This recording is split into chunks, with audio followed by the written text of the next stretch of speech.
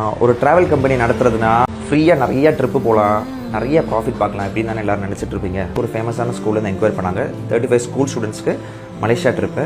நம்ம வந்து கொட்டேஷன் கொடுத்துட்டோம், டேரெக்டாக வந்து விசிட் பண்ண சொன்னாங்க. சொன்னால் ஜஸ்ட் கொட்டேஷன் கொடுக்குறதுக்கு நம்மளை இன் பர்சன் வர முடியாது. நீங்கள் கோட் பார்த்துட்டு இஃப் யூர் இன்ட்ரெஸ்டட் நம்ம டேரெக்டாக வந்து விசிட் பண்ணலான்னு சொல்லுங்கள். டேரெக்டாக விசிட் பண்ணதுக்கப்புறம் அந்த ஸ்கூலில் எல்லோரும் இன்ட்ரெஸ்டட். அன்றைக்கி நைட்டே வந்து ஃப்ளைட் டிக்கெட்ஸ் புக் பண்ணுறோம். நெக்ஸ்ட்டு 5 டேஸில் ட்ரிப்பு.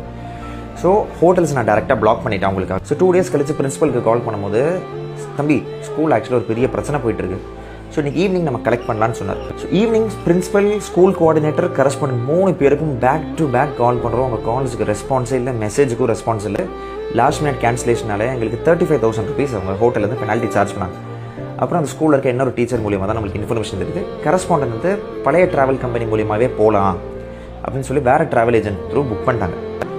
நீங்கள் இந்த மாதிரி சிச்சுவேஷன்ஸ் ஃபேஸ் பண்ணியிருக்கீங்கன்னா அது எப்படி ஹேண்டில் பண்ணியிருப்பீங்கன்றத கமெண்ட்ஸில் சொல்லுங்கள்.